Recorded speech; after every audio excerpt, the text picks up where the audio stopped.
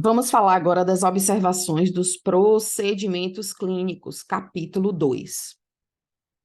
Quando a gente se dirige aqui, a gente vai ver que vem inicialmente todos os códigos que tem nesta seção e lá no finalzinho do capítulo, tá? Ou da seção, porque tem observações por seção, como a gente viu na aula passada, né? Na seção de consulta, na seção de UTI, a gente vai ver essas observações. Então, essas observações aqui, elas são gerais para todo o capítulo. Significa dizer que não é somente para uma seção, mas para todas. Vai falar aqui de algumas observações que não são muito relevantes para a gente nesse momento. Aqui. Nesse capítulo, fala de um item importante que eu comentei, inclusive nas nossas aulas passadas, que é a terapia oncológica. Então, aqui ele fala o seguinte, que no item da terapia oncológica, a remuneração prevista para as sessões de quimioterapia já contempla a visita hospitalar. Então, toda vez que é iniciada uma sessão de quimioterapia, o médico não deve cobrar uma visita. Então, é basicamente isso que está afirmando aqui nesse item 3 dessas observações. Aos portes dessas sessões, aplica-se o disposto no item 6. E o item 6 é aquele item que fala da acomodação do paciente, se ele está em enfermaria ou se ele está em apartamento. Se você não lembra, volta lá na nossa aula de instruções gerais e você vai ver que, se o paciente estiver internado em enfermaria, cobra-se somente o valor, né, da sessão, e se ele estiver no apartamento, você vai dobrar esse valor. Os atos médicos praticados pelo anestesiologista, quando houver necessidade do concurso desse profissional, serão valorados pelo porte 1.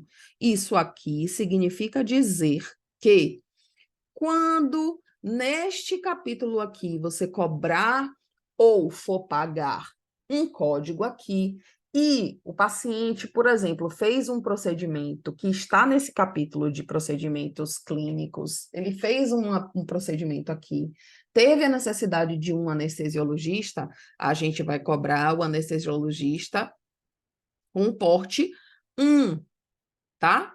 E o código de cobrança é esse código aqui, ok? Então, observe que a cada capítulo vão ter observações importantes, ok? E aqui cabe a quando você for fazer cobrança ou pagamento de cada item desta seção, deste capítulo, você vem aqui ler e procurar entender cada um deles, tá? Aqui, por exemplo, fala de unidade topográfica. Isso aqui tem muito a ver quando o paciente vai fazer desbridamento, aqueles pacientes que tiveram queimadura, por exemplo.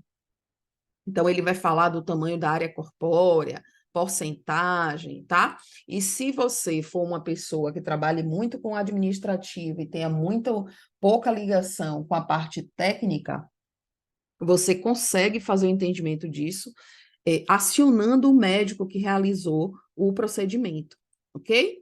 Então, aqui, nessa sessão, eu quero mostrar para vocês os procedimentos clínicos ambulatoriais, que foi esse que a gente viu agora, e agora os procedimentos clínicos hospitalares. Vamos ver o que a gente tem de observações aqui para que a gente chame a atenção nos hospitalares.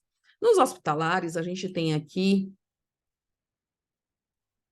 alguns. Deixa eu botar aqui na página 41. A gente tem alguns do tipo cardioversão, né? Pulsoterapia. E aí ele fala o seguinte: para este capítulo aqui, o de procedimentos clínicos em pacientes internados, veja, ó, que vem aqui logo, né, uma separaçãozinha importante. Os atos médicos praticados pelo anestesiologista serão valorados pelo porte 1, tá? Então, no capítulo 2, vocês viram que a observação lá de procedimentos ambulatoriais é porte 1 e aqui também. Então, a cobrança é feita do anestesista da mesma forma, ok? Aqui ele chama a atenção do seguinte: de acordo com o capítulo 1, consultas, aqui são orientações tanto Ora, orientações referentes a procedimentos clínicos, ambulatoriais e hospitalares, tá? Para os 2 pedaços do capítulo. Para paciente ambulatorial, de acordo com o capítulo 1, consulta, que finaliza com o 2, né? 10, 10, 10, 12. Para paciente internado, o porte equivale a uma visita hospitalar. Então, tem uma diferença. E isso a gente sabe, né? Até se a gente for pensar em níveis lógicos, há um paciente que vem em uma consulta ambulatorial, tá? É diferente de um paciente que está internado, que vai receber uma visita hospitalar. Então, um é consulta, o outro é visita hospitalar. E a codificação também é diferente. Ele chama atenção aqui nos casos mais graves, cujo paciente exigia a presença constante ou avaliações repetidas dos médicos assistentes, este poderão realizar mais de uma visita hospitalar, desde que justificadas, a cada ato sendo atribuído o respectivo porte. Então, significa dizer o seguinte: o paciente tem direito a uma visita hospitalar por médico por dia. Se ele está sendo acompanhado por 3 médicos, ele tem 3 visitas por dia, no máximo.